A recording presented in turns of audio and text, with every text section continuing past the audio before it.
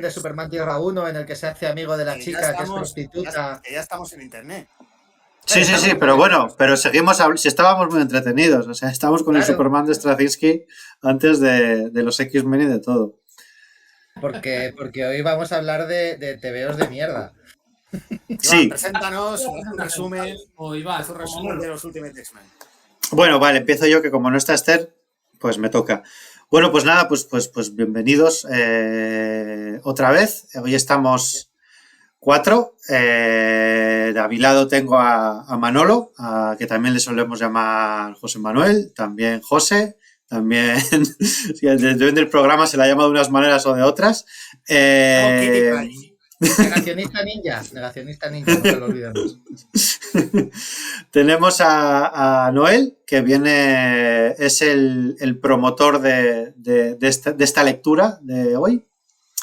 Y tenemos a Javi, que viene muy dispuesto a glosarnos su amor por 2001, por los Venga Boys y por estos X-Men.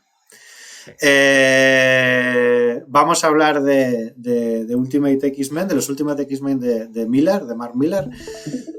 Yo creo que bueno, que si te gusta un poco esto no es como cuando hablamos de TVOs ignotos centroeuropeos. Esto es droga buena.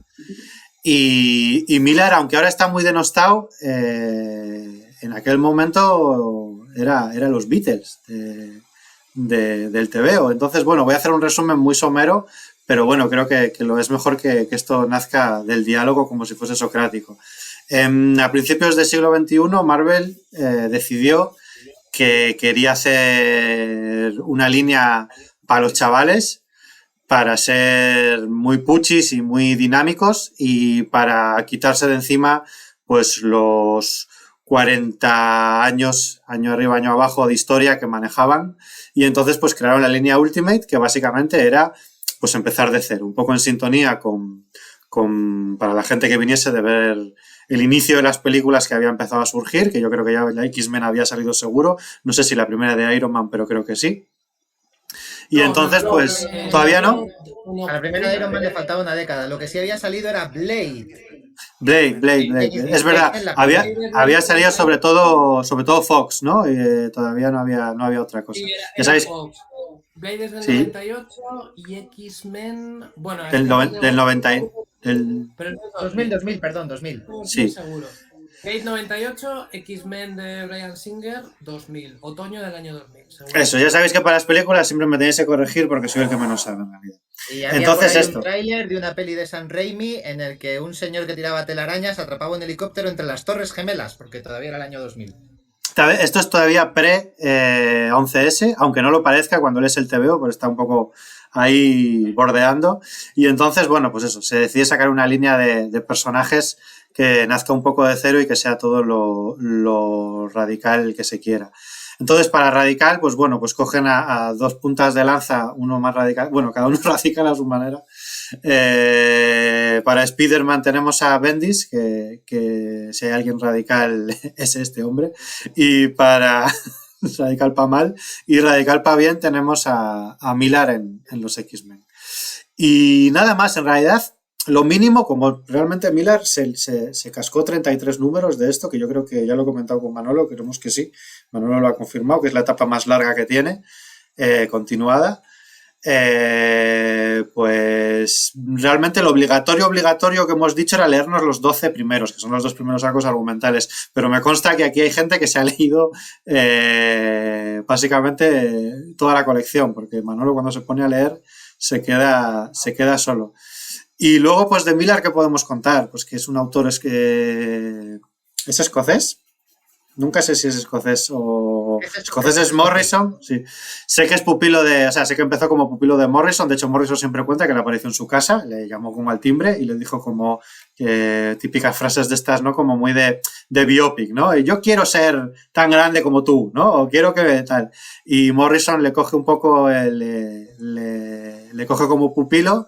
Luego la cosa acabó como el Rosario de la Aurora, después de que Morrison le consiguiera algunos trabajos y de manera según las malas lenguas así poco honorable, Miller aprovechase el trampolín y le mandase un poco a la mierda y luego le dejase mal en algún comentario. Pero bueno, la cosa es que por estos... Los dos son famosos por hacer estas cosas, ¿eh? Los dos son famosos por la puñalada. En Super Gods habla mal de Mark Millar. O sea, habla de que tuvieron una relación de amistad y tal, pero cuenta, por ejemplo, que Mark Millar tuvo una enfermedad, que es verdad que la tuvo, en los últimos números, creo que fue de Authority, y que esos números los escribió como negro Morrison. Y Morrison confiesa esto en Super Gods. Sí. Eso estaba más o menos claro en la época y eso sí pasó del todo. Sí que hay otra época porque Millar lo de sus enfermedades era recurrente. No me acuerdo muy bien qué era, pero... voy a tortar yo el cotillo, es una enfermedad de Crohn, que es una enfermedad inflamatoria intestinal. Aquí sale la profesión, ¿no? Que sí que es verdad que tiene muchos brotes recurrentes y que al principio le impedía mucho trabajar en sus primeros días. No de sus brotes, por ejemplo, Millar se estaba encargando de hacer Flash. Creo que en la etapa entre Wade y Jones, si no me equivoco. Y salió Morrison, ahí sí, debidamente acreditado, confirmando con Millar, salvándole un poco el tal, porque además Millar se lo había pedido, porque Millar en aquella época era pues un guionista pobre. Yo no sé cómo vivía, pero básicamente decía que si estaba en el hospital y siendo autónomo se perdía un número de algo, que se quedaba en la calle. Y Morrison básicamente dejó todo lo que estaba haciendo para hacer unos números de mierda que encima eran un crossover entre Flash, Green Arrow y no me acuerdo qué, y Green Lantern. Sí, pero fue como un año o algo así. Aparte de esos 3 números y tal, estaban ahí los dos ahí mano a mano. Era en medio de la etapa de Mark Waid. Sí, son números de rellenos de tal. Bueno, yo creo que para cuando llega este momento de los X-Men, que ya como que el hombre ya tiene cierta fama, esa fama viene precisamente de haber cogido la segunda mitad de la parte pre-11S, que es la buena de Authority, luego se rilaron un poco, y de hacer como, además con el mejor dibujante que ha dado su generación, que es Frank Kittle, y hacer probablemente el mejor trabajo que ha hecho Millar, aunque algunos números no los hiciera. Y nada, ya que estamos, pues... O sea, yo creo que geek, estos X-Men, que luego también hizo Fantastic Four en Ultimate, pero yo creo que claramente se lo dieron por su trabajo en Authority. O sea, alguien en Marvel vio lo que había hecho en Authority y dijo, esto es lo que necesitamos para la colección Ultimate, porque lo que necesitamos es atraer, como bien has dicho, a chavales. Y eso desemboca en The Ultimates, que es la visión de los Vengadores del universo cinematográfico Marvel. Era el guionista más edgy que había en el momento y sobre todo era un guionista, y esto luego en las películas de Marvel lo han bebido de esa fuente sin piedad, era un guionista que pensaba en términos de blockbuster. Sí, de hecho lo que yo... Empieza como empezaría una película. Empieza con empiezan discutiendo el casting en Ultimates. En Ultimates, cuando ya se han juntado todos, hay una escena de salón en el que están hablando de quién interpretaría a quién. Tú serías Johnny Depp, tú serías tal... y tú serías Samuel L. Jackson, que ese es el Nick Furia que nos ha quedado en las películas. Exacto, bueno, sí. No vieron de eso. Pero este TVO, el que estamos comentando hoy, la Patrulla X, empieza como empezaría una peli. Empieza con gente andando por, creo que es Miami, y hay un ataque de los centinelas. O sea, es claramente el prólogo de un blockbuster. El tío ya pensaba en términos cinematográficos y hacía cómics como ahora mismo está haciendo Marvel películas. Hombre, pero eso, antes de que hablemos del TVO, que tendremos que contarlo un poco por encima, porque a lo mejor tenemos aquí fans que no se han leído el TVO ni tienen interés en los X-Men, pero sí en nosotros.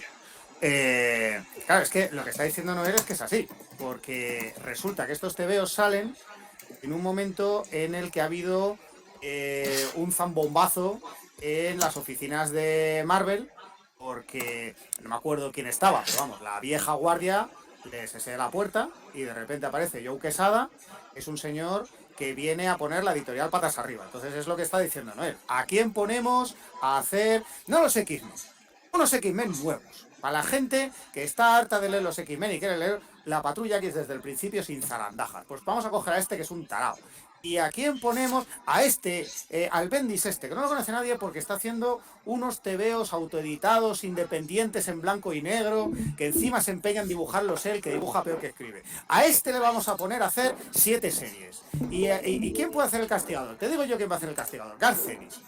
Claro, Garth Ennis ahora mismo, tú piensas en su producción y dices, claro, el castigador. Pero en aquel momento Garth Ennis no era un señor que hiciera TVOs de Marvel, ni hacía series regulares franquiciadas. Era un señor que hacía TVOs muy concretos, muy políticos, y de repente le colocan a hacer esta cosa tan rara.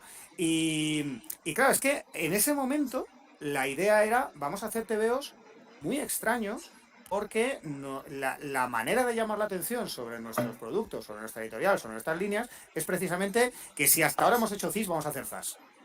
Bueno, Manolo, muy extraños. Yo te voy a hacer el matiz de que muy extraños, pero tampoco están pegando palos de ciego, quiero decir. O sea, Garenis tal, pero Garenis viene de Predicador, que funcionaba muy bien. El otro viene de hacer Torso, que había ganado un premio, no sé qué. Pero ponerte a había empezado a publicar ya Powers en Image. Pero ponerte a Sean Phillips a dibujar la Patrulla X es muy raro. Es que eso era muy raro. Y es verdad que siempre estamos hablando de raro desde la perspectiva de... No es muy raro porque lo han hecho en Wildcats. Eran fórmulas y autores que habían hecho, que estaban probados, que funcionaban muy bien en los márgenes. O sea, eso sí que es verdad. En los márgenes no, en Image, que lo estaba petando. Bueno, pero para Marvel en ese momento eso en los márgenes. Y entonces dicen, vamos a coger esa energía casi post-punk y vamos a meterla dentro del mainstream, dentro del TV de superhéroes. Hay de hecho hay una cosa que a mí me llamó mucho la atención en el momento, que en esa época pues estaba Kurt Busiek haciendo Los Vengadores. De hecho, una de las mejores etapas que tenían Los Vengadores. De las etapas clásicas, la última buena. Y claro, él decía, oye, esto de los Ultimate X-Men, Ultimate Spider-Man y tal, al final lo que está haciendo es relegar a las colecciones a un segundo plano. El día que hagan Ultimate Vengadores, yo me voy. Fundido a Ultimates. Y este tipo se tiene que marchar. Claro, tú ahora lees Ultimate X-Men y lees la etapa de Busiek en Vengadores y dices, hombre, es más sólido el TVO que estaba haciendo Busiek. Pero entiendo por qué en ese momento Ultimate X-Men era lo que tenía que vender la editorial. Porque no había gente interesada en leerse el TVO, suficiente gente interesada en leerse este TVO. O la gente a la que nosotros queríamos aludir no quiere que este TVO exista. Es que le molesta que exista. Entonces, también, claro, o sea, también Busiek, cuando recupera Vengadores, los Vengadores vienen de una etapa horrible. Bueno, todo Marvel viene de una etapa horrible que podemos llamar los 90. Claro. Porque los 90 fueron jodidísimos. Sí, pero no te creas tú, de eso creo yo que vamos a hablar, que Ultimate X-Men es menos 90 que otras cosas. De los 90. En todo caso, aquí el concepto de la línea Ultimate, por si alguien se está pensando en comprar el coleccionable de Sabat, es reescribir las historias y los personajes clásicos desde una óptica un poco más moderna, hacer tabla rasa como si nada de eso hubiera sucedido y te vamos a volver a contar, pues igual, hiladas con historias nuevas, historias que te tienen que sonar, solo que ahora tienen un enfoque diferente, el final es otro, los protagonistas son otros, todo te tiene que sonar, pero a veces ser nuevo. Salvad, por cierto, que ahora que lo mencionas, Salvad, que ha aprovechado que teníamos nosotros el podcast para sacar un coleccionable, ¿no? Están mordiéndose las uñas ahora mismo. Acuérdate sí. Los enlaces. Suele pasar. Cuando alguien tiene una idea, por los demás. Claro. Por cierto, tenemos a Mogorrón saludando en el chat y me niega tajantemente que Quitely sea el mejor dibujante de su generación. Pero como no está aquí para rebatirlo, yo voy a hacer como que no lo he leído y ya está. Uno de ellos, uno de los 5. Eso creo que estamos de acuerdo. Yo contestaré a Mogorrón, por favor, de mi parte, una cosa que he leído hoy en Twitter, que he aprendido de cómo se discute con la gente, que lo he visto que hay un señor en el metro que dices cualquier cosa y te contesta que es una ad hominem. Meterse con Quitely para mí es una ad hominem. Bueno, por resumir un poco el núcleo, que luego extenderemos, que son esos 12 primeros números, diremos que la primera son sagas como se hacían en la época, de 6 números. En aquella época estaba muy de moda el famoso de Compressive Storytelling, que era contar todo en 6 números, pero que quedaba mejor que recopilado en un tomito. Y entonces son 2 arcos argumentales. El primero en el que básicamente se presenta a la Patrulla X y funciona exactamente igual que una película de la época. De hecho, a mí me recordaba mucho a Gone in La Derecha en 60 segundos de Nicolas Cage. Y se enfrentan a Magneto y la segunda parte da un bandazo. En ese sentido, Miller siempre tiene este rollo de ideas muy sencillas pero que funcionan muy bien. Entonces tiene a la Patrulla X definiéndose en contra del primer arco argumental de Magneto, que es el fanático mutante, y en el segundo arco argumental en el que se presenta el proyecto de Arma X y tal, pues enfrentándose en vez de a un fanático mutante a un fanático humano, ¿no? Y como que la Patrulla X se posiciona en medio, como la tercera vía a estos 2 extremos, ¿no? Yo lo único que quiero empezar a decir antes de tal es que me llama mucho la atención que estos TVOs, me llama mucho la atención y me encaja, sean post película de X-Men, ahí están como los uniformes estos de cuero, ciertos comentarios al Expandex incluso, y sean pre, que eso me llama mucho la atención, pre los X-Men de Morrison. O sea que uno diría que esto parece una explotación de los X-Men de Morrison, pero no, por pocos meses, igual el proyecto estaba ahí a la par, igual se lo habían leído entre ellos, pero a nivel de edición son previos a los de Morrison. Y me resulta muy curioso por esto de las conexiones culturales, porque al final estos X-Men pues sí, son muy cinematográficos y vienen muy fuerte del Authority del propio Miller, del Authority de Warren Ellis, que es el que sacó esto, pero al final el Authority de Warren Ellis sí que tiene a nivel argumental pues este rollo de la autoridad, o sea, de estos superhéroes que van a tratar de modificar el status quo, que es una cosa que sí que es novedosa dentro de tal, pero a nivel argumental y a nivel, no argumental, a nivel de actos, a nivel de mecánica, de narrativa, yo siempre he visto que Authority nace muchísimo de la JLA del propio Morrison, que fue la primera obra que se planteaba en grandes editoriales como pues eso, como una producción de Bruckheimer, ¿no? De Jerry Bruckheimer, de estas. De acto 1, algo muy loco, revienta una ciudad. Acto 2, los héroes les atacan por todas partes, les rompen su base. Acto 3, Batman vive. Acto 4, Batman saca 2 de más de donde quiera que están y revientan con todo, ¿no? Y de algún modo... Sí. Te quería decir que, en el fondo, así es como eran los TVOs antes de... Quizás no con una estructura narrativa tan cuidada, pero sí que es verdad que así eran los TVOs de la Edad de Plata. O sea, lo que hace Marvel, y sobre todo cuando llega Steve Englehart, es coger y decir, no, pero es que en el TVO más importante que la explosión es que fulanito está muy enamorado. Bueno, pues aquí de repente llega Grant Morrison y dice, no, hombre, pero que va a importarle a nadie que este chico esté enamorado si aquí está reventando la luna, joder. Entonces hay que darle el foco a lo que es importante. Entonces, claro, esos TVOs chocan mucho porque aquí a nadie le gusta a nadie. O sea, más bien son dioses resolviendo movidas.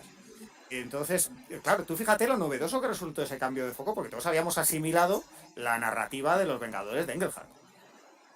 No, y porque además se había ante los desfases noventeros, que eran como el punto más allá del rollo Miller, del rollo héroe oscuro con metralleta, el antídoto fue precisamente Busiek y volver a la bruja escarlata no sabe lo que siente por Wonder Man o por el androide, ¿no? Por la visión. Sí, ese elemento de Culebrón maravilloso, porque además decide que se enamora de Wonder Man porque la Visión, que era con quien había estado todos estos años, era como el hermano del Hombre Maravilla porque tenía sus pautas mentales clonadas. Es que a mí ese rollo de Culebrón loco, que también estuvo muchísimo en los X-Men de Claremont, a mí me flipa. Y eso creo que Miller lo pierde un poco de foco en Miller se lo folla porque dice la adolescencia, bueno, pues un poco yo creo como la ve él, son chascarrillos sexuales a saco y punto, ¿sabes? O sea, no hay ninguna tensión. Parte de la gracia de Authority es lo frío que es Authority. O sea, los personajes se enrollan unos con otros, pero eso no es importante. Y tú dices, ¿cómo no es importante? Pero si uno es un robot y el otro... Y se quieren. Y tú, pero si eso no... eso no le importa a nadie. Claro, es muy curioso. He encontrado una página que me ha pasado Iván, y esto es o sea, en esta página que estamos viendo ahora Es la página donde Miller resuelve el conflicto, el trío amoroso entre Jean Grey, Lobezno y Cíclope, que es así. Jean Grey, la segunda conversación que tiene con Lobezno, ya se lía con él. Cíclope lo mira desde una ventana. Lobezno, mientras está liando con Jean, ve que Cíclope lo está mirando y ya está. Eso es. Y ya está. Y sobre todo, para cargarse la narrativa Marvel clásica, no hay ninguna consecuencia. Luego, sí, discuten un poquillo, hay unos chascarrillos, pero luego se llevan todos de puta madre, ¿no? Es como... Bueno, estáis en el número 12, ¿eh?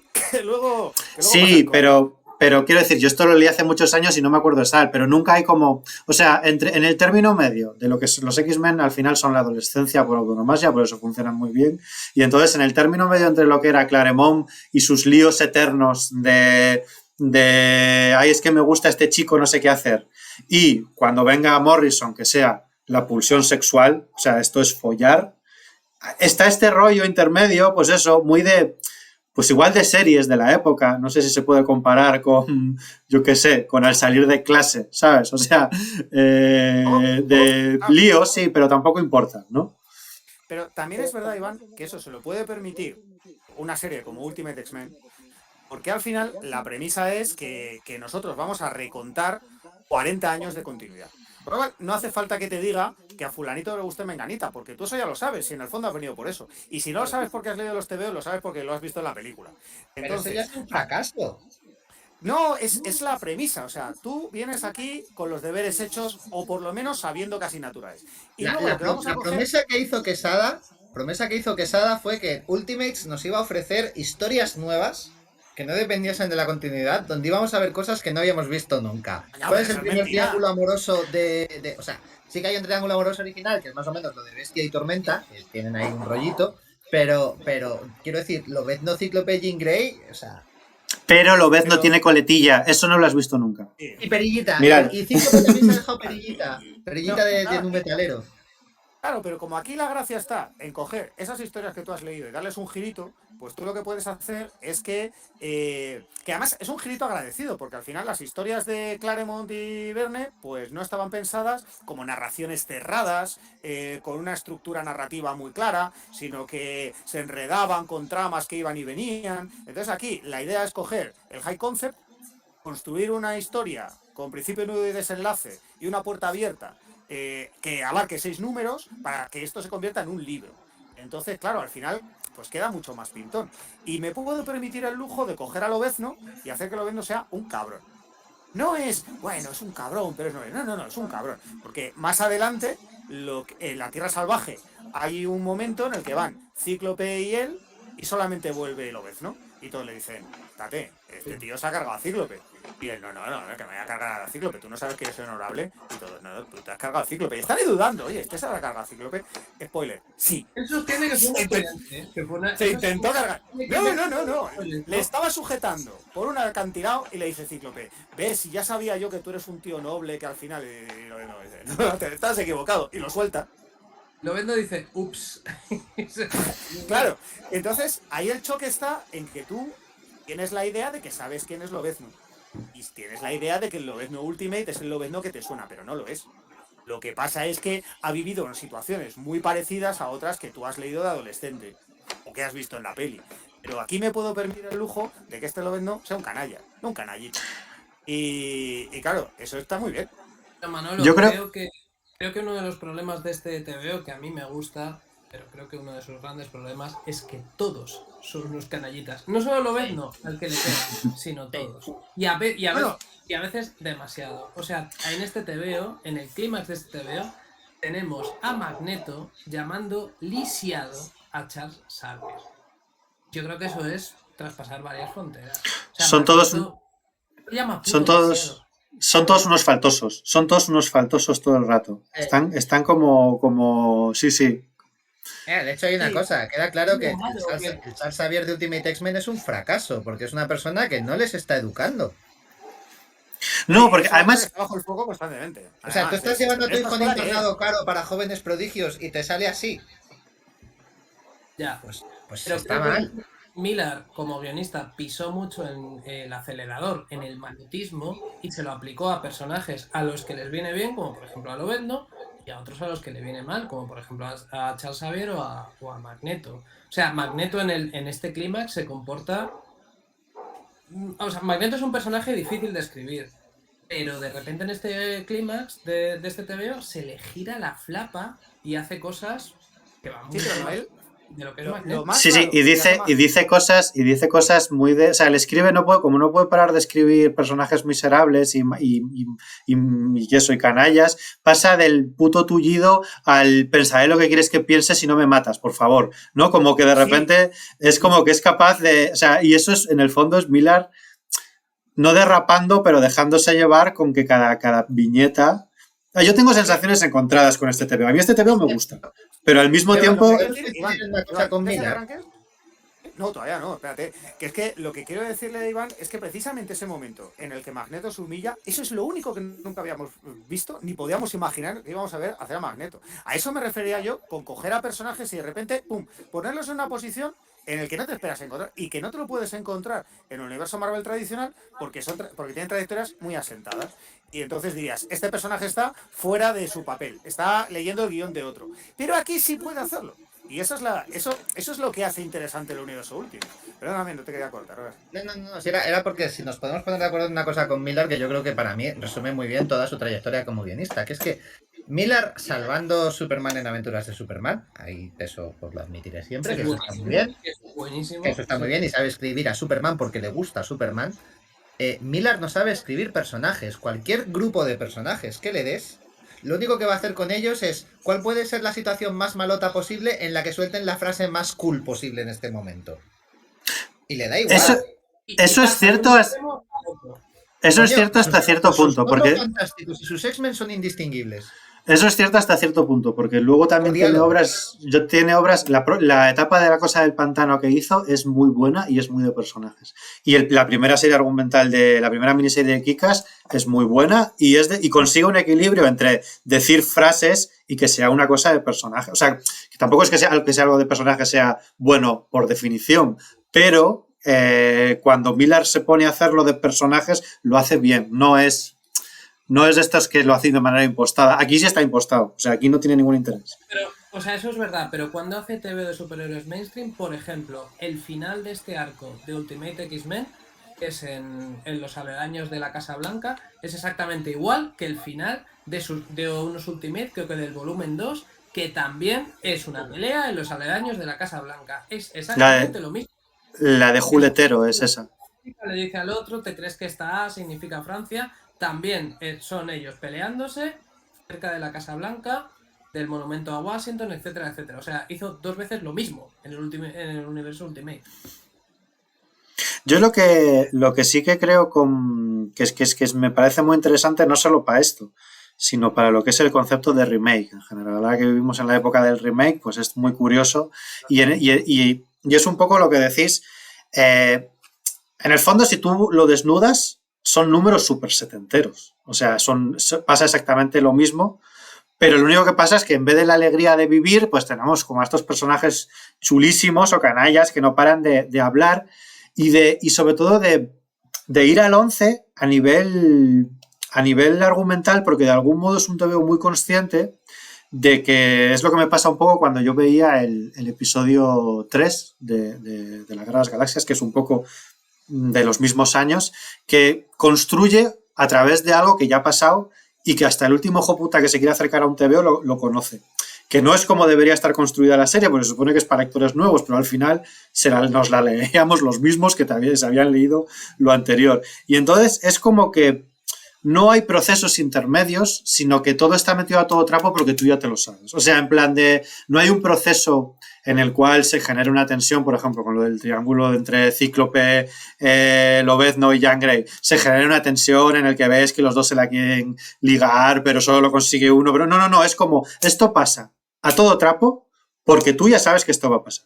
Y pasa lo mismo con mogollón de cosas. En los primeros 12 números pasa todo el rato. Lo de la muerte de la bestia en el segundo número, que es una especie de homenaje a que en la primera chisma de la Patrulla X, pues moría un personaje que no era la bestia. Aquí sabes que no va a morir de verdad porque es la bestia, pero es como repetir ese proceso. ¿Y por qué pasa? Pues hombre, para dar emoción, pero también porque tú estás esperando que en la Patrulla X la primera misión que tienen pase eso. O lo de Mercurio, por ejemplo, que Mercurio se rebele contra su padre, solamente funciona en cuanto a que tú ya sabes que son padre e hijo, todo el background que tienen en el universo tradicional, y aquí solo se menciona como una frase, que coge a Cíclope y de Cíclope, ¿me puedes llamar papá delante de Mercurio? Y Mercurio diciendo, ¿por qué mi padre me maltrata tanto? Corte A, ya es hora de que te enfrentes a tu padre. Y Mercurio se hace bueno, fin, ¿sabes? Son 3 escenas que solo funcionan. Esto, como te veo, es difícil quitarle todo el background porque precisamente se nutre de ello, ¿no?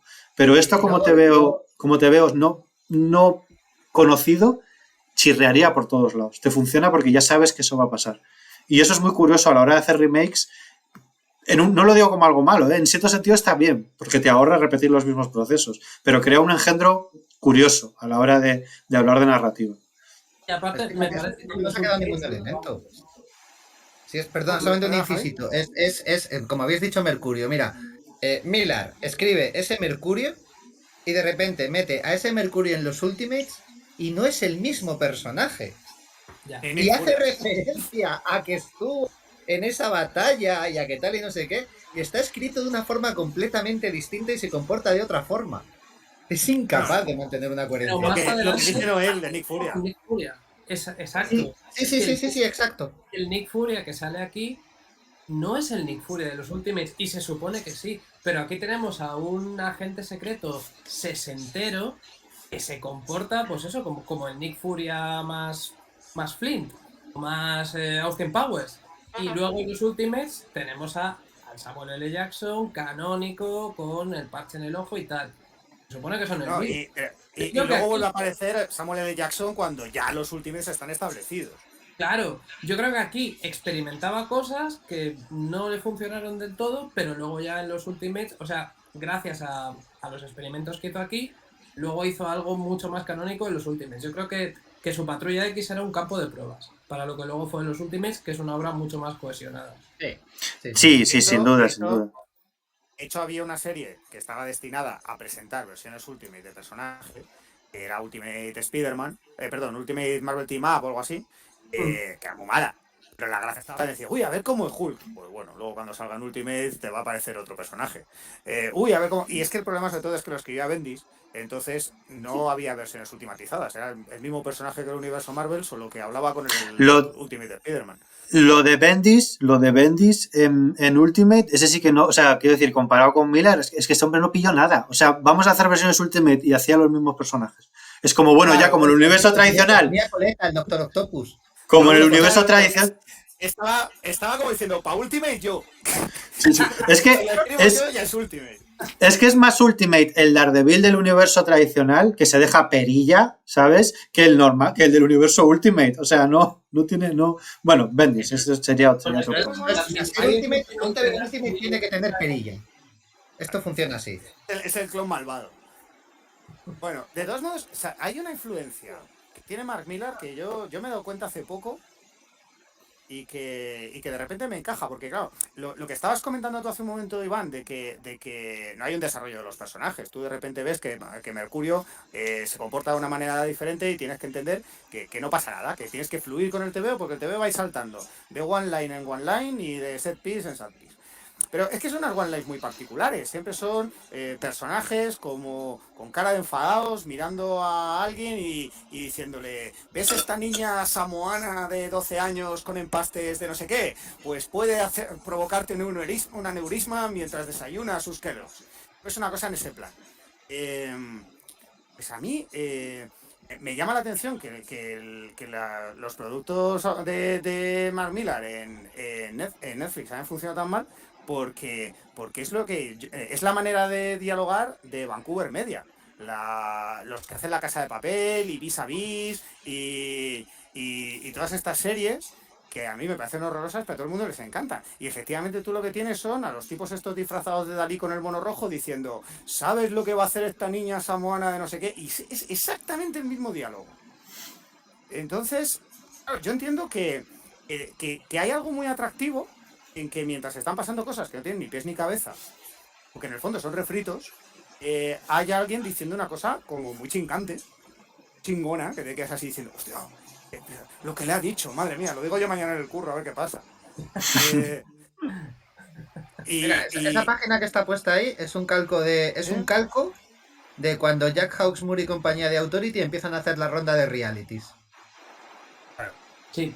Es verdad. Lo digo que en vez de ser los de Authority son los X-Men, que además aprovechan para meter en un late night show japonés discurso social. Sí, incluso creo que hay un momento en el que no sé si Jean Grey o alguien con telepatía se mete en los recuerdos infantiles de alguien para crearle un trauma, que es algo que también pasa en Authority, en los Authority de Miller. O sea que iba como repitiendo cosas, yo creo que un poco ensayo-error, y el culmen de todo esto para mí son sus Ultimates. O sea, todo lo que había ido probando tanto en Authority y en otros TVOs del sello Ultimate, en sus Ultimates, o sea, en sus Vengadores, ya lo hizo de la forma más desarrollada. A mí hay una cosa que no sé si me oís porque me está apareciendo un mensaje de que no se me oye. ¿Me oís? Sí, se te oye, se te oye.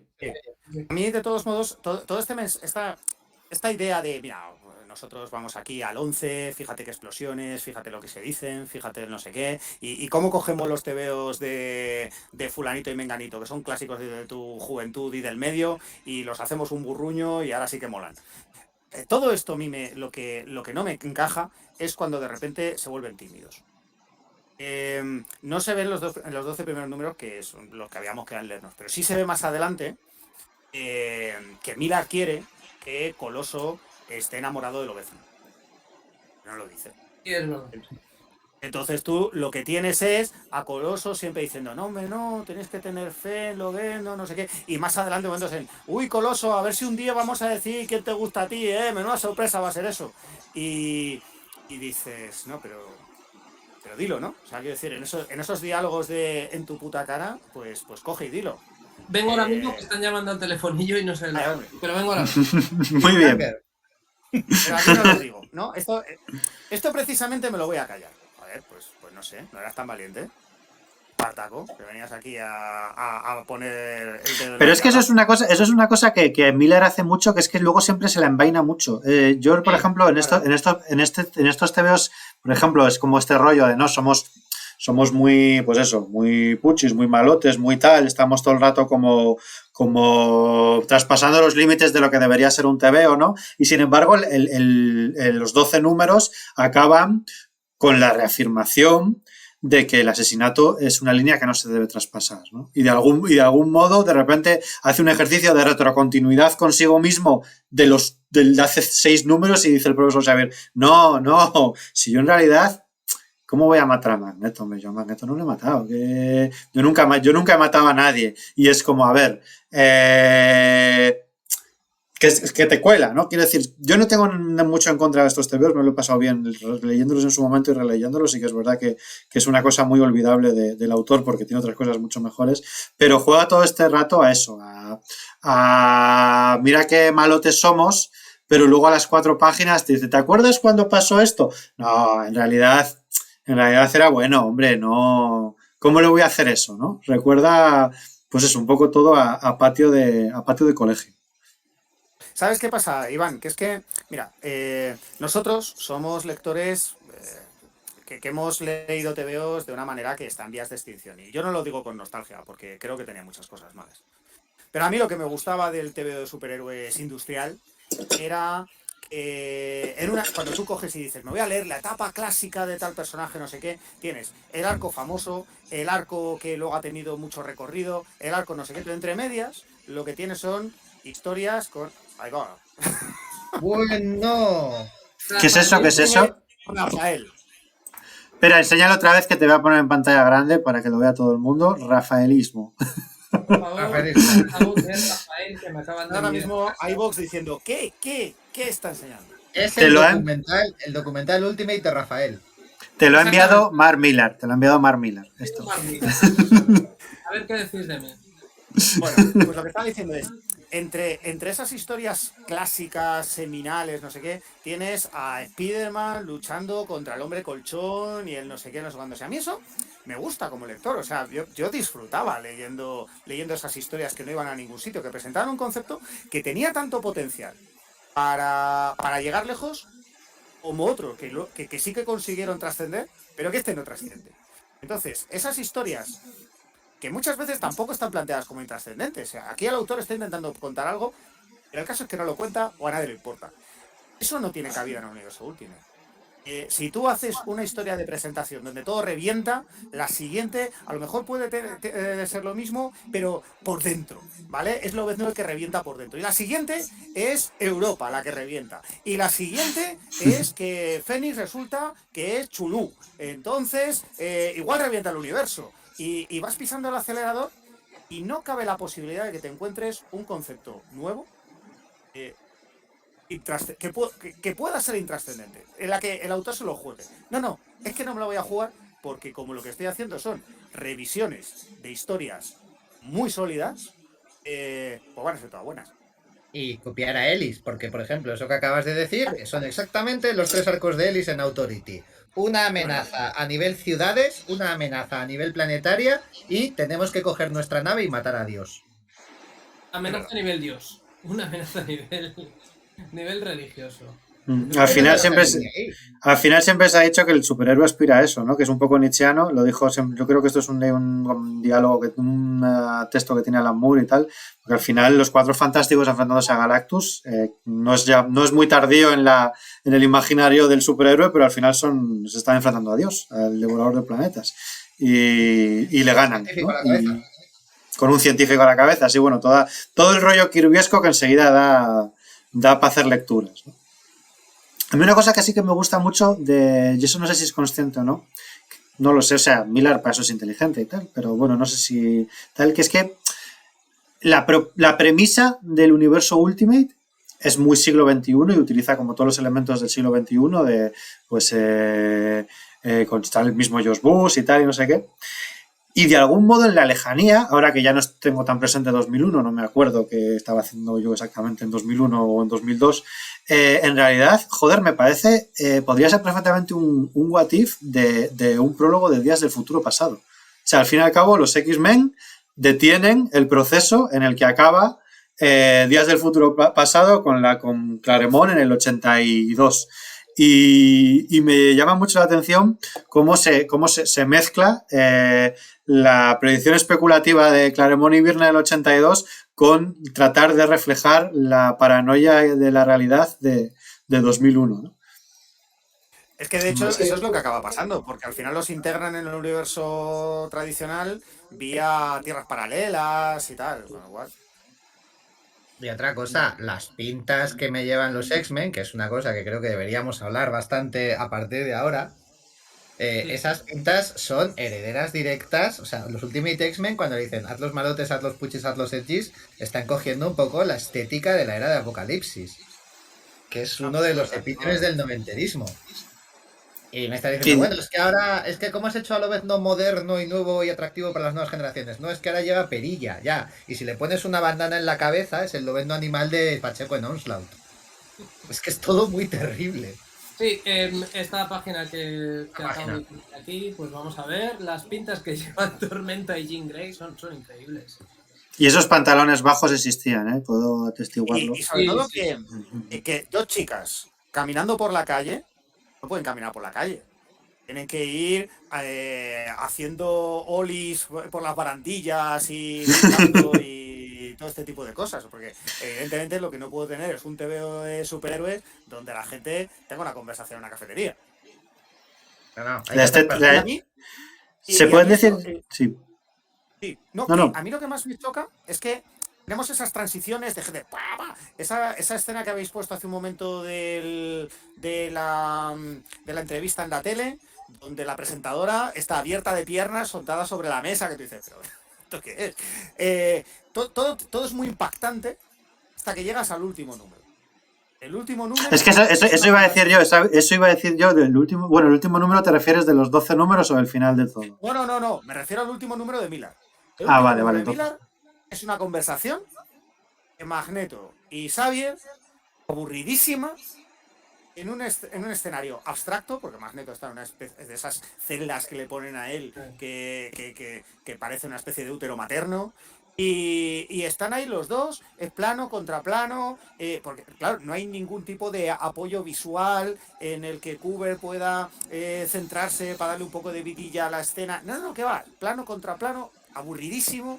Y tú dices, madre mía, es que esto choca de por sí, pero es que claro, el contraste con el número anterior, donde si alguien se saca un moco, tiene que haber una explosión, es demencial.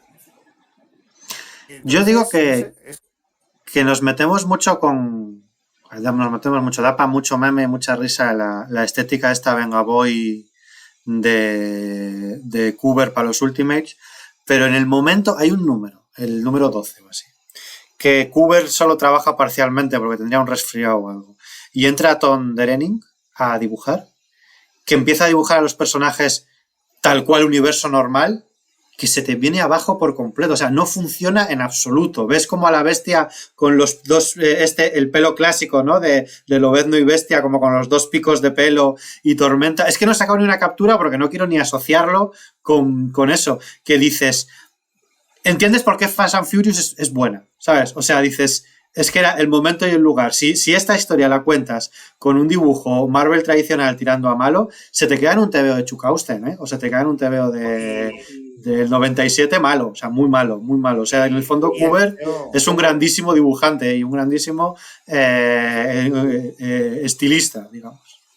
No, y lo mismo el número de Tom Rainey donde aparecía Nick Furia, lo que decía Noel antes. Si es que al final parece que le estamos dando más palos de los que le toca a estos dos y son gente con mucho talento.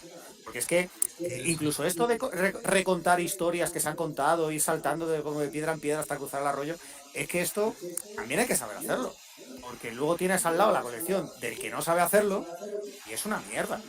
Y los Ultimate X-Men es un TVO, es un poco endeble, no es la mejor obra de ninguno de los autores, se le nota mucho el paso de los años, pero se lee muy bien y es divertido. Y el dibujo está muy bien. Que vaya pelos, pero joder, vaya explosiones también. O sea, fuerte también.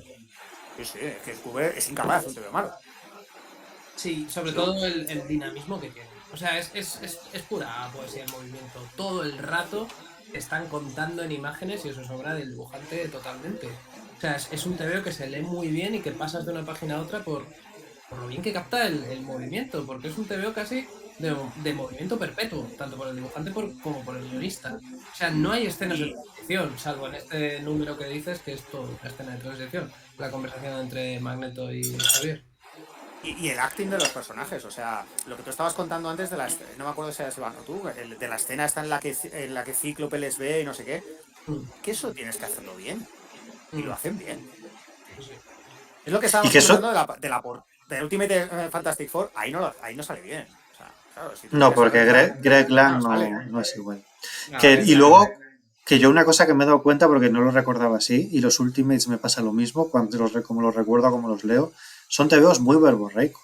O sea, uno tiene como esa sensación del dinamismo y de la tope y de ir a eso, con Toretto metido en el coche ahí sacando turbos y te pones a releerlo otra vez y dices que aquí hay mucho texto, meme como de Yoda, aquí hay bien de texto y no lo notas porque está muy bien integrado, pero no se callan, es verdad que no se callan. Pero sí, hay una escena, es en estos últimos, ¿no? En un número que además estaba Calo de dibujante invitado, que la bestia programa la sala de peligro para que salgan unos ninjas judíos rabinos explicando la Torá. Sí, pero eso es porque... Tiene que meter mucho texto hasta en la sala de peligro. Sí, eso es porque no funciona la sala de peligro, porque como han tenido que salir corriendo porque ven los Ultimates... Lo de la bestia, por cierto, en estos primeros números es bastante raro. Yo es una cosa que me llama mucho la atención, porque es como que el 80% de los personajes son así porque sí, pero sí que se empeña en hacer como una especie de arco evolutivo muy raro a un personaje que acaba siendo así porque sí, como que es, ¿no? Primero es gorila, pero luego le hacen un trasplante y se le queda el pelo azul, pero luego en Arma X le hacen no sé qué variaciones y se vuelve ya la bestia azul entera, y es como en menos de 12 números se ha transformado de uno a otro, pasando por más procesos que no sé, inserta famoso de Telecinco aquí, ¿no? Pero es que para la bestia hay planes luego. Entonces, el tema del aspecto cambiante va a ser luego importante para cosas que van a llevar a la conclusión de... Bueno, a la resurrección de Magneto, vaya. O sea, quiero decir que parece una tontería, pero aquí sí se nota que Millar está planificando a largo plazo.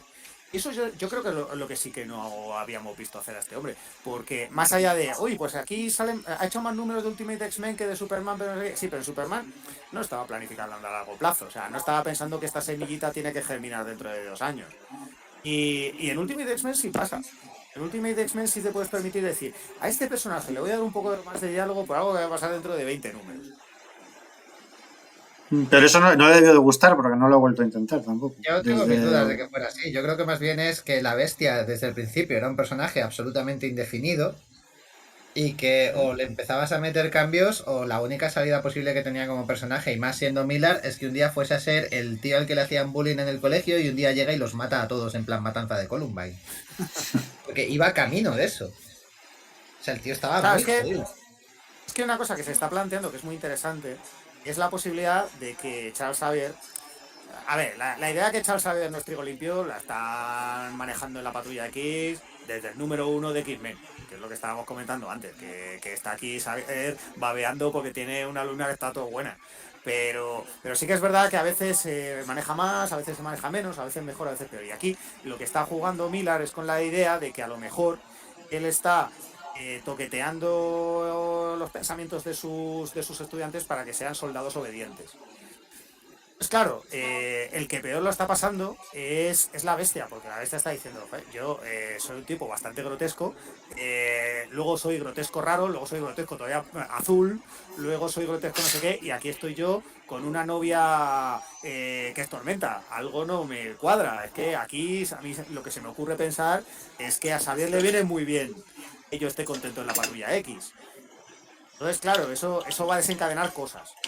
Ahora, suponer que esto Millar lo tenía pensado del principio o alguien le dijo, oye, ¿a qué molaría? Pues la verdad es que tiene razón Javi, más a qué molaría.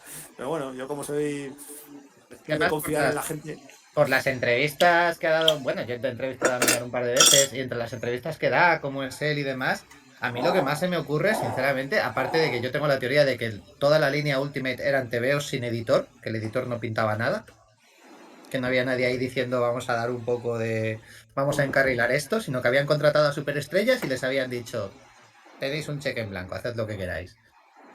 Mi idea completa de en qué consisten todos los últimos X-Men de Miller son el momento Lobezno va a follar con Jean Grey, eso tiene que pasar y tiene que quedar de muy malote, y el momento, esto más me lo imagino vendiéndolo en el pitch, diciéndole a Joe Quesada, dice, mira, tengo una idea, es la Casa Blanca está ardiendo, Magneto está delante de la Casa Blanca y delante de él, de rodillas, desnudo, está George Bush.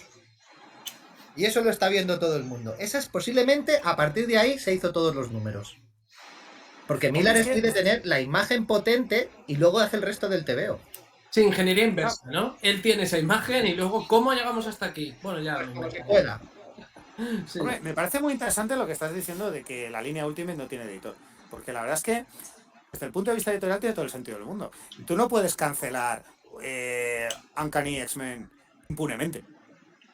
Pero sí puedes cancelar Ultimate Fantastic Four si la cosa no chuta. Claro. Sí. Pues bueno, haz lo que te dé la gana. Y la diferencia con el haz lo que te dé la gana de Frank Miller en Daredevil es que aquí había un apoyo editorial. ¿Sabes? Aquí nosotros vamos a promocionar desde el número 1 este haz lo que te da la gana. Es una cosa que no se había visto mucho, por lo menos en Marvel. Pero que va hacia algún sitio y que estaba vendido como... Y yo soy la persona que más odia a Bendis de esta mesa, creo. Pero Bendis, por lo menos, pues, yo me he leído la idea de... O sea, además, Bendis, por ejemplo, su pitch era la identidad de Matt Murdock va a ser pública y vamos a tratar todas y cada una de las consecuencias. Esa era la base. Eso es lo que vendió. Y no lo acaba, es muy cabrón. ¿Eh?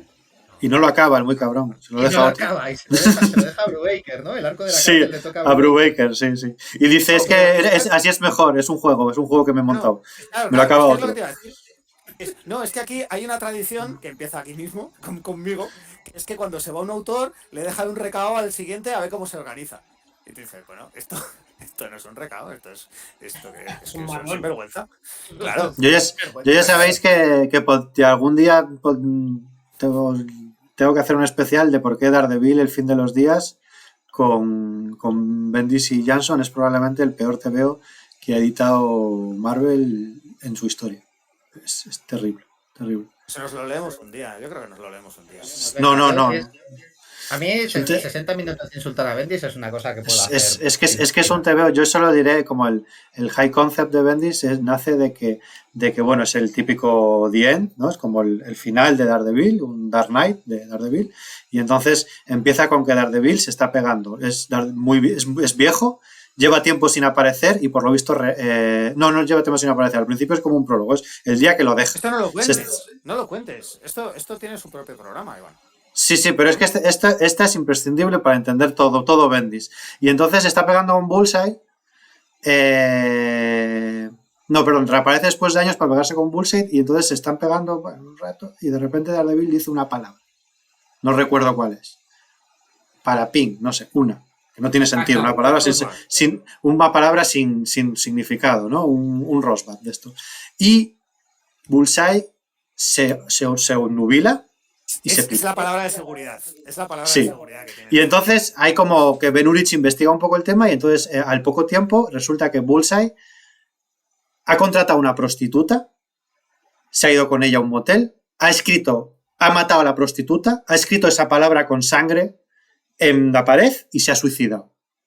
Y luego descubrimos, la trama va de qué coño es esa palabra, obviamente, ¿no? Que un poco es tal cual el Ciudadano Kane llevado a Daredevil. Y el TVO acaba y resulta que esa palabra es el nombre de un personaje que Bullseye no conocía para nada. Y entonces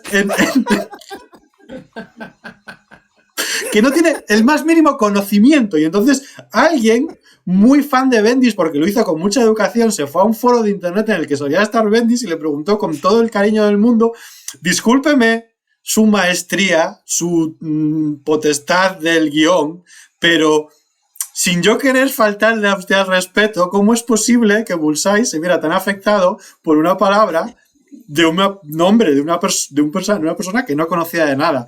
Y Bendis responde algo así como, no, es que Bullseye es que estaba a punto de estallar y podía haber hecho cualquier cosa, Muro. O sea, eso lo iba a hacer él.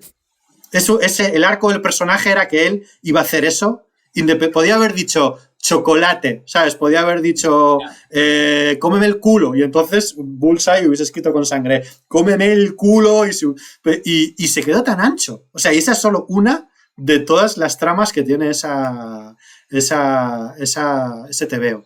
Y ni siquiera es un nivel de desquicie que sea gracioso, como puede ser Neil Adams contándote lo de la Tierra Hueca con Batman y diciendo que cuando Batman descubre que hay gente que come mono y dice, bueno, ¿qué más da? En este mundo hay de todo, ¿no?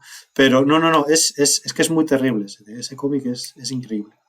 Pero bueno, que... Pues hay que hacerlo otro día porque hoy ya tenemos que ir cerrando, que llevamos ya más de una hora hablando de Ultimate X-Men. ¿Qué conclusiones sacamos de este TVO? ¿Quién se lanza? No, nadie, yo voy a decir que a mí me gusta. Yo de hecho siempre encuentro como estas cosas muy Miller buena época, que lleva años quizás sin serlo, que son estos conceptos que en el fondo son muy contemporáneos a él y que igual no son los que son principales, pero que están ahí. A mí, por ejemplo, hay un concepto que me gusta mucho en este TVO, que igual pasa un poco por debajo del radar porque no es de los principales, que es cuando está escribiendo a Nick Furia como agente secreto, mete un tema que es muy de... Eso sí que es como maduro y realista, que es lo que vendían en la línea Ultimate, que es el concepto presupuestario. Es que cada vez que utiliza una tecnología... No, dame 15 segundos de invisibilidad. Y dice, me están llamando de contabilidad que solo te pueden dar 8 segundos porque esto nos cuesta muchísimo dinero. Y es muy Zeitgeist de su época, porque... bueno, pues es el rollo este de las administraciones, de los presupuestos, de la crisis que vino un poco después, y la verdad que me gusta mucho esa así el que está mirando la peseta. Me parece de estos detalles pequeños que le dan mucha humanidad al TVO, humanidad dentro de lo que cabe, y que son de esas cosas por las que merece echarle un ojo. Sí, yo estoy de acuerdo. Y es verdad que es un TVO lleno de detalles que te llevan a la época en la que estuvo escrito. O sea, es muy hijo de su tiempo y en ese sentido yo creo que es muy valioso. O sea, si le quieres recomendar a alguien un TVO para entender cómo el mundo del cómic se estaba, a raíz, sobre todo yo creo que de la peli de Bryan Singer, de los X-Men, se estaba rearmando a sí mismo para adaptarse a los nuevos tiempos, yo creo que los primeros números de la línea Ultimate, tanto esto que está muy bien como el Spider-Man que está un poco peor, pero que son muy hijos de su tiempo y que te indican un poco, pues bueno, que Marvel había captado el mensaje y que sabía que tenía que reinventarse a sí misma para adaptarse al nuevo milenio y que yo creo que a partir de la peli de Sam Raimi de Spider-Man en el cine y sobre todo de los Ultimates de Millar en el TVO, lo pudo hacer, lo consiguió hacer. Es un TVO histórico, para bien o para mal, porque hay un momento en el que las propiedades de Marvel empiezan a... Siempre habían sido multimedia, pero empiezan a plantearse de otra manera, para otro público y no sé qué, y aún así los TVOs funcionan. Yo ahora mismo no estoy leyendo series de Marvel y me da mucha pena porque las leo desde niño. Pero hace un par de años me di cuenta que Marvel no estaba interesado en que yo siguiera comprando sus TVOs. Ahora mismo el negocio de Marvel está en otros sitios y los TVOs son, bueno, pues una cosa que está ahí y que no es exactamente un laboratorio de ideas y a veces estorba un poco. Cuando en el 2001 saca la línea Ultimate es porque además de las películas de Spider-Man quieren seguir haciendo buenos TVOs. Y por eso no te puedes enfadar. No puedes coger y decir, es que este TVO es una mierda porque van todos grotescos. No, es que es un TVO que está muy bien planteado. Y quiere además hacer una cosa que eso sí que se lo reconozco, aunque precisamente a mí lo que me chirriaba, tanto cuando lo leí en su momento como cuando lo he releído estas navidades en casa padres, era que Ultimate tenía un objetivo. Ultimate tenía el objetivo de reconquistar los puntos de venta fuera de la librería especializada. De irse al sitio donde no estaba el nerdito de turno que llevaba 20 años comprando TVOs de Marvel. Querían abrirse a un nuevo público, querían conquistarlo. Como intento, igual no fue la mejor cosa del mundo que les salió, pero al menos fue eso, fue lo que estábamos comentando, salirse de todo el desastre que había llevado a la bancarrota a Marvel prácticamente. Desde sus prácticas de los 90 debía comprar una distribuidora, se me van los superdibujantes a Image, cuando se puso a contratar becarios a punta pala que no sabían ni dibujar los pobres, y hacer TVOs horribles como ¿cuánto duró la saga del clon? Pues, 14 años. 14 años. creo que la idea de vamos a hacer historias autocontenidas, vamos a ir a menos brasa, vamos a hacer algo más inmediato. Igual Ultimate X-Men no es el mejor ejemplo, pero también creo que a Millar le viene muy bien, porque por lo que comentaba Noel, que Ultimate X-Men no se haya quedado en la memoria de nadie, porque creo que es un TVO que no ha persistido, porque así le permite que Ultimates brillase más en su momento. Sí. ¿Y no creéis que hay por ahí un poco de como convertir, como los dibujantes tienen mucho ego y si les damos mucho dinero se marchan y se fundan su propia editorial con casinos, vamos a pagar a los guionistas que son unos muertos de hambre? Estos seguro que no se tienen a ningún sitio donde caerse muertos ni marcharse a otro lado y entonces estos si les pagas mucho no pueden hacer su propia editorial, como nos pasó hace 10 años. Sí, porque además por mucho que le pagues a un guionista le estás pagando menos que a un dibujante por un número. Claro. Sí, y porque aquí el más gordo era Bryan Hitch y no era nadie. Era un tío del que todo el mundo se choteaba porque no hacía más que copiar a Alan Davis. Y después de Ultimates tampoco fue muy lejos. Porque además después de Ultimates dejó de copiar a Alan Davis y se volvió peor dibujante. Sí. Esto es así. Bueno, pues hasta aquí. No sé si queda alguien quiere recomendar algo aparte antes de terminar. Yo no tengo nada. Una cosa muy rápida. Quiero recomendar una cosa muy rápida, que es que ya que estamos hablando de Ultimate, Yo quiero recomendar el TVO Ultimate Primigenio, que era una novela gráfica que sacaron Stan Lee y Jack Kirby en el año 78, fuera de Marvel, con Estela Plateada. Y es un TVO magnífico, es un TVO alucinante. Es Kirby asumiendo que seguramente es la última oportunidad que va a tener de tocar uno de sus personajes, y efectivamente lo fue. Y entonces, pues hace básicamente la versión Ultimate de la trilogía de Galactus, que en un mundo donde no existen superhéroes. Y es un TVO con una fuerza arrolladora, con una composición de página increíble. ¿Cuál es el problema? Pues Stan Lee. Porque el guión de Stan Lee no tiene pie ni cabeza. O sea, de hecho, claramente las viñetas de Kirby están contando una cosa y lo que dicen los diálogos es la contraria. Es que es la contraria. Hay un Estela Plateada dice, no, jamás me uniré a ti, mientras va a unirse a Galactus. O hay un momento en el que Galactus está destruyendo a un tío y Stan Lee intenta hacerte creer que le está abrazando. Galactus.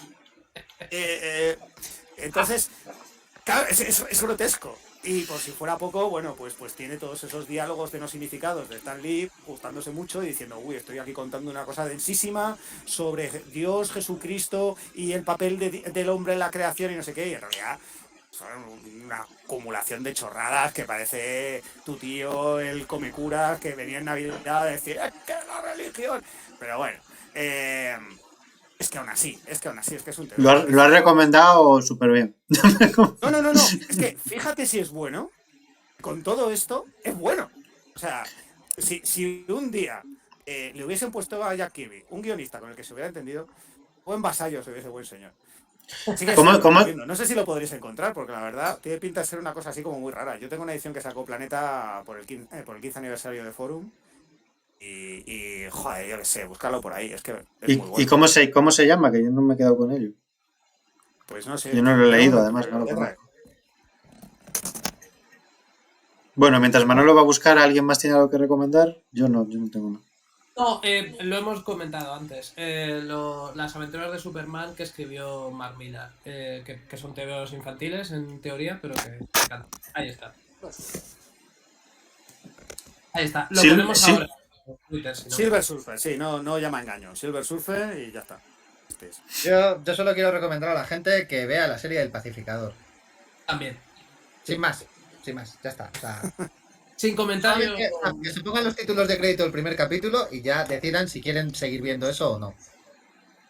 Sí, yo también la recomiendo. Pues nada, la semana que viene nos volvemos a ver. ¿Qué TVO tenemos para la semana que viene, Iván?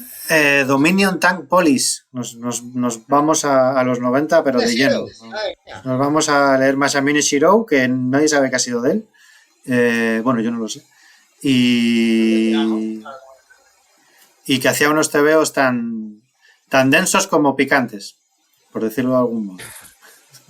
Pues ahí nos vemos. Ahí nos vemos el miércoles que viene. Muchas gracias por estar ahí, FinFanFumers. Y ahora mismo yo me voy a poner mi gorra hacia atrás, mi chaqueta de cuero, mis guantes sin dedos y tu documental de Rafael. Voy a dejar cerilla de alguna manera y voy a salir a las calles al más puro estilo del Lovendo Ultimate, que es el mejor personaje de este TVO. Con patines en línea. Exactamente. Y nos vemos el miércoles que viene. Chao. Adiós. Hasta luego.